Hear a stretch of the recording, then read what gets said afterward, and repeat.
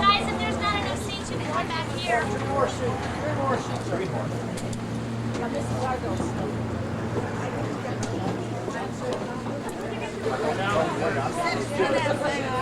I'm sorry. Oh. I'm the tour guide. I mean, I can throw you off or what? We've been wondering what he was. I'm the tour guide too. On this train, I'm the tour guide. You're a bus driver. What are you doing on a train? Throw me up. I thought about going up there, but he wouldn't let me up there. In the caboose. The wrong way. You're in the caboose, sweetheart. I sat up there. Oh, okay. That's why he wouldn't let you up there. We went to ring the bell, and won't even let us ring the bell. But you said you had one. I didn't. You just handed me one. Oh, okay. You come trouble with. Constantly. Just like usual. You know what? Yes, ma'am. What? Hecklers like you, I get even with. You wait and see. All right. Yeah, I guess.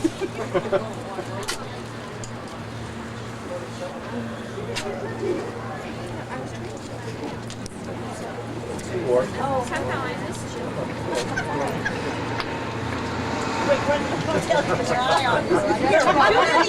Well, I'm gone.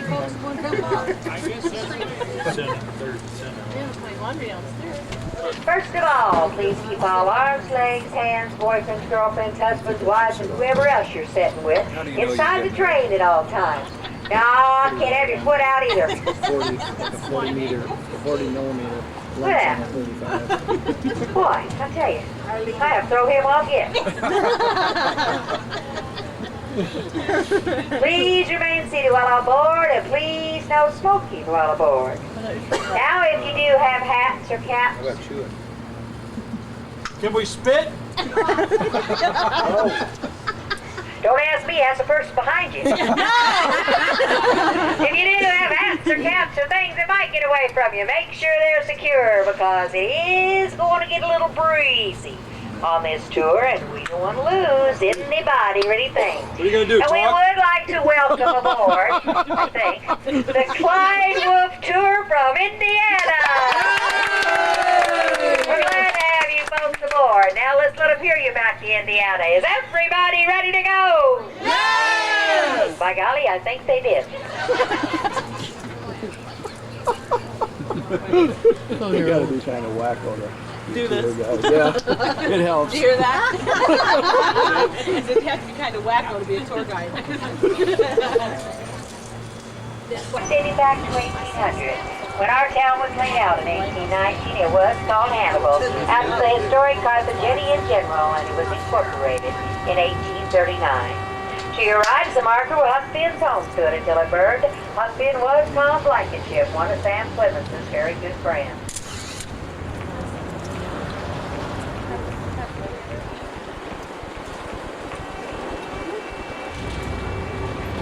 Twain's two best-known characters, Huckleberry Finn and Tom Sawyer, were sculptured by Frederick Hibbert of Chicago.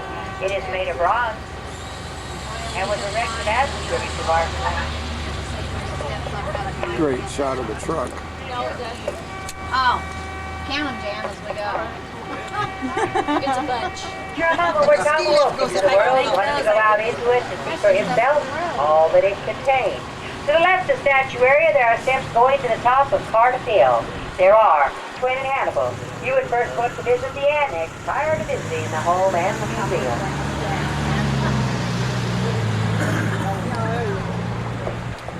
The family occupied the home from 1844 to 53, except for a short period between 46 and 47. From 1853 to 1911, the home was used as rental property. Mr. George Mahan purchased the property in 1912, and he gave it to the city with the hope that it would be maintained and used as an inspiration to the citizens of Hannibal, the people of Missouri, and the world as well. Right next to Boyhood Home, the vine-covered building is the Mark Twain Museum. It opened in 1937. Looking across the mall, you see a white house with green shutters and a red roof. This would be the Becky Thatcher house built back in the 1840s. The White House on the corner here is Grant's Drugstore Pilaster House. It was named for the architectural feature of the building. The tall flat columns on the front are known as pilasters. This house was built in sections, assembled in Cincinnati, was sent here by steamboat and erected in 1836. The Clements family occupied the home for about a year. Mark Twain's father passed away here in 1847. It displays miniature scenes from Mark Twain's story. All the buildings on this block are original ones. They were built between still in the process. We're sure you'll enjoy your stroll to these buildings as they take you back inside.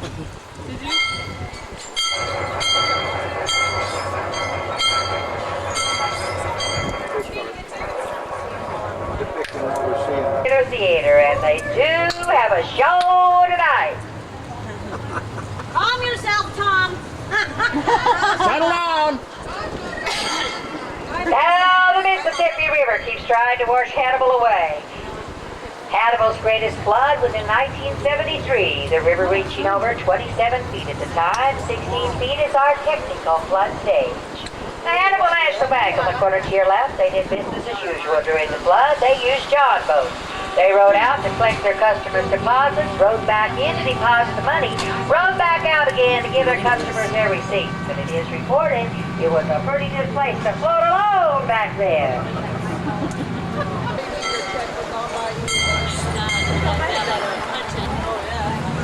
In the fall of 1818, Moses D. Bates, said to be the true founder of Hannibal, he came to Hannibal on a survey. Upon surveying, Mr. Bates saw the potential of the village as a trading post. He bought half of Hannibal for only $800.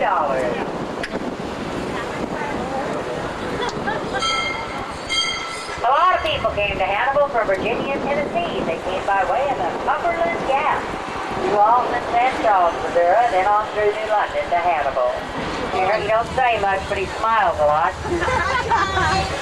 In 1830, the population of Hannibal was 30. By 1860, it grew to 6,500. By 1930, 100 years later, the population was over 22,000. Presently, our population is just a little bit closer to 18,000. Over 100 people went from Hannibal. And when they came back, an awful lot of farms and businesses were bought with all that gold rush money. Maybe the bridge, the light tower.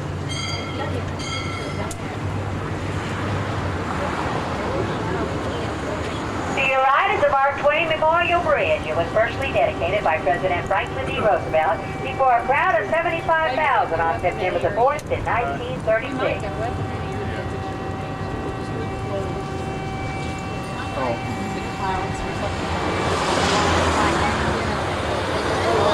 On your left is the Welshman's home, built out of native fieldstones back in 1858.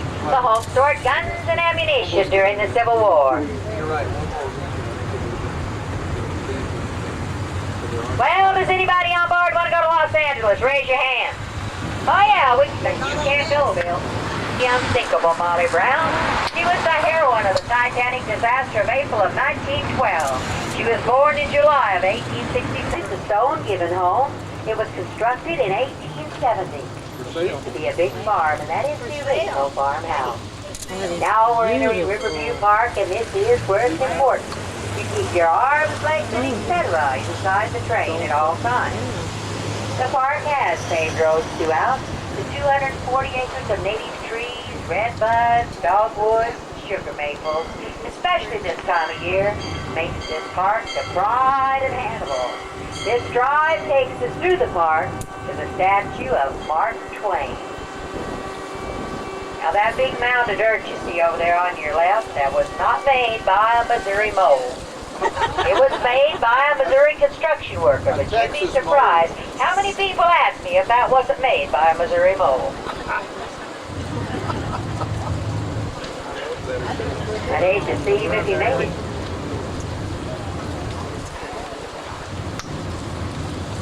Coming up on your right is our Hannibal filter plant. It's owned and operated by our Board of Public Works. Our water is taken from the river where the pumps are located. Filtering tanks and the storage reservoirs are here. This is also Hannibal's official weather station. You know, one of these days they're going to get it right. He's taping the filters. That's special, man. Yeah. Part of the tour. That's right. We're paying for it. I'm getting the trees too, though. You'll love the trees. Yeah, they're starting to change.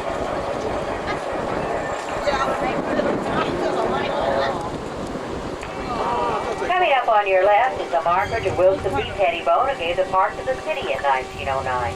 He named it Riverview for the many views of the Mississippi River. Mr. Pettibone took great interest in the planning and landscaping himself. The original price of the property was $125,000. The Burlington Railroad gave the city $10,000 for the track rights on the waterfront, and the city gave this money to our very first park board. When Mr. Pettibone passed away in 1946, he left $200,000 to be invested for the upkeep and maintenance of our park.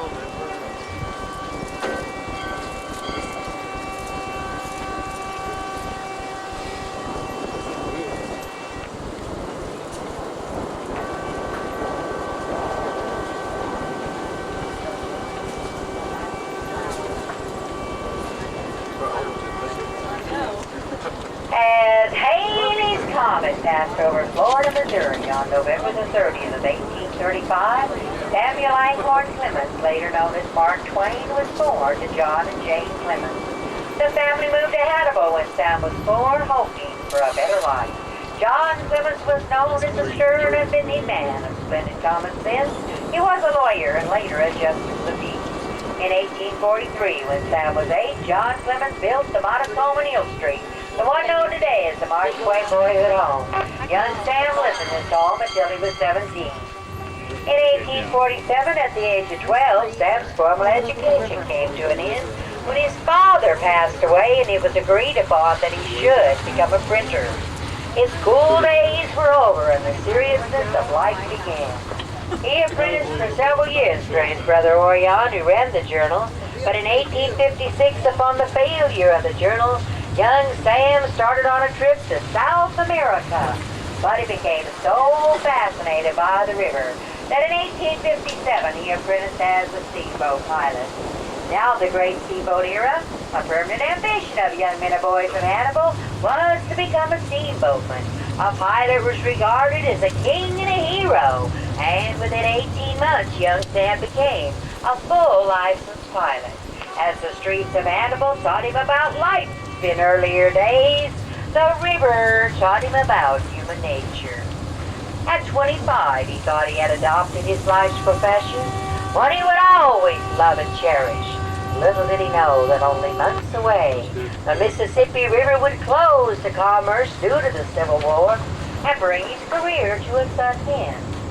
He was so obsessed by the romance of Mississippi, however, that he chronicled his adventures on the colorful steamboats in Life on the Mississippi, which appeared in 1883. Now quickly everybody close your eyes. Bill's gonna make a hairpin turn. Bill, don't close your eyes for goodness sake. Keep your hands on the wheel. Thank you.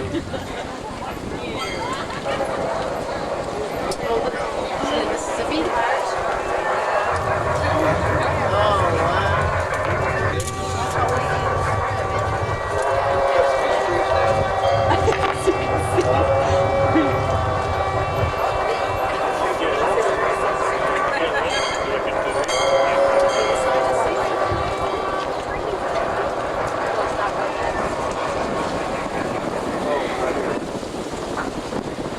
The statue of Mark Twain, which overlooks the Mississippi, was also sculpted by Frederick Hibbert of Chicago.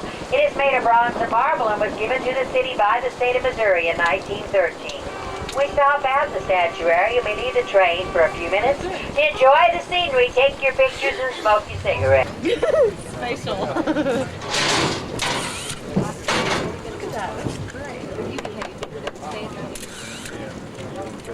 Just think, this is what I see from the air all the time. The Mississippi River? Well, that's a long lesson. Do what? That's a long lesson.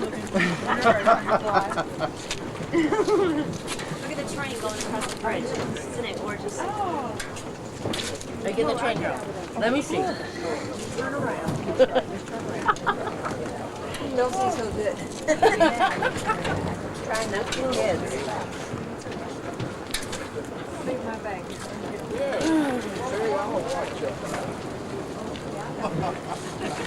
Oh, why am I trying for that one?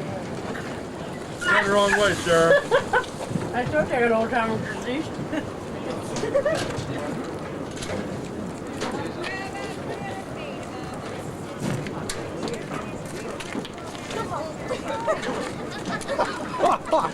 Good night. Wife, that gave me a heart attack.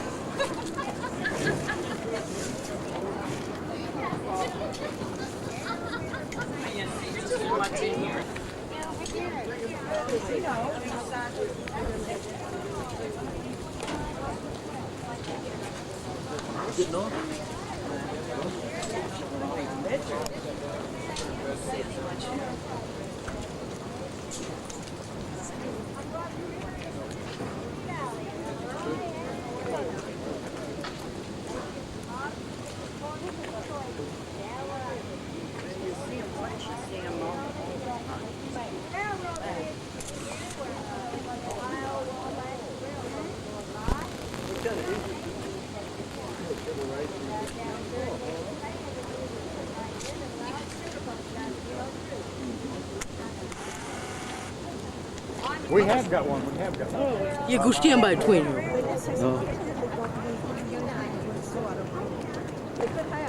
know back in 1831 they charged 25 cents to get a man inside the river that. That was a whole lot of money in 1831. Of course, it still is if you haven't got it. But it was 25 cents for each man, 25 cents for each wheel of a vehicle, 25 cents for each head of cattle or horse that went across there. Well, we women got curious. We thought, my, what must they be charging for us? So we went back and we dug and we searched and we looked at our records. Do you know, we never found a thing. So we women, why, we just naturally assumed we just walked across on water. Our statue is directly behind you. Feel free to walk around and enjoy yourself. We'll get a couple of bell ringers to help us get back on board in just a little bit.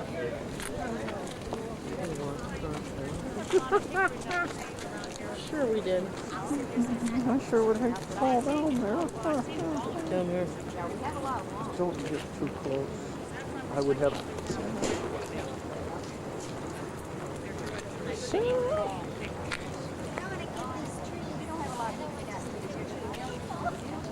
Get up here before you fall.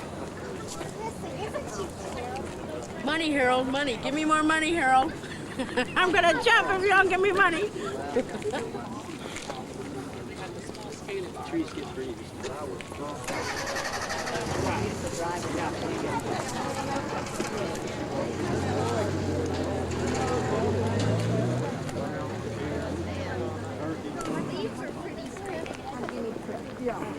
Look how pretty the leaves are.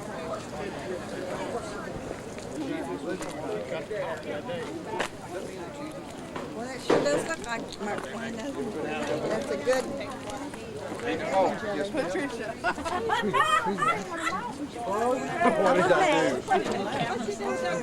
Take it out! It's all. He's just playing games. Ray's gonna ring the bell. Ray's gonna ring the bell? Ring the bell. Here we go. I'm ready. I'm ready.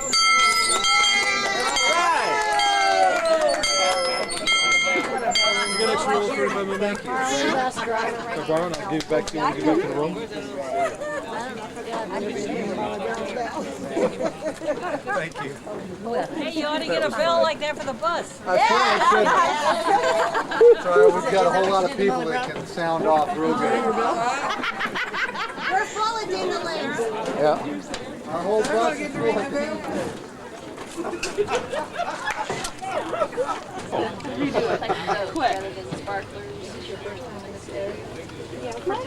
So how many's on it? 25? Well, folks, we didn't have any little bell ringers aboard. They're all in It's school. now to 38. Or somewhere. Most in school. So I got me some good looking ones. There's nothing to whine. I found me Ray back there. Well, there he is. And I found Clyde. Yay! Then I found Randy. He's up here. There he is. Oh. So since we didn't have any little bell ringers aboard, we let those big bell ringers be our dinglings for the day. Everybody give a round of applause. They did a good job.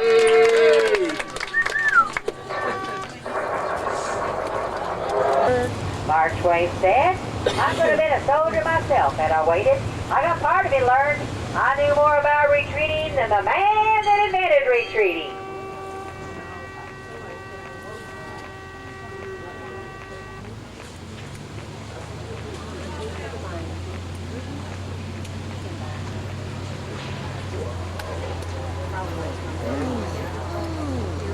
So one way, you got to turn around and go the other way. Sam and Orion then journeyed west, for both brothers made names for themselves. Orion Clemens is known to Nevada, Sam is to Hannibal. In 1863, Sam first used the pen name Mark Twain. It's an old riverboat term signifying 2 fathoms, 12 feet, or safe waters. As a newspaper reporter, he began his career in Carson City, Nevada. But it wasn't long before the name Mark Twain was known up and down the coast. In 1867, the celebrated jumping frog of Calaveras County gave Sam his first taste of fame. In the same year, he visited Europe and the Holy Land, which gave him his material for Innocents Abroad, published in 1869. In 1870, he married Olivia Langdon of Elmira, New York. They made their home in Hartford, Connecticut, where Sam spent his most productive years. 2 years later proved an eventful one for Mark Twain. In March of 72, his second daughter, Olivia Susan, was born, and 3 months later, his one and only son, Langdon Clemens, passed away. From here, he began to write his classic books, but according to Mark Twain, a classic is a book which people praise and don't read. The Adventures of Tom Sawyer began in 1874, and it published 2 years later with immediate success. The Prince and the Pauper appeared in 1880, The Adventures of Huckleberry Finn in 1884, and The Connecticut Yankee at King Arthur's Court in 1889. In 1880, at the age of 45, Sam was highly successful. He had a good income and worldwide fame, but he wasn't satisfied. He had the desire to improve his fortune, and over the next 15 years, he continued to write and embark on various enterprises, which not only led to disappointment, but finally financial disaster. After settling with his creditors, he went abroad to lecture and to write.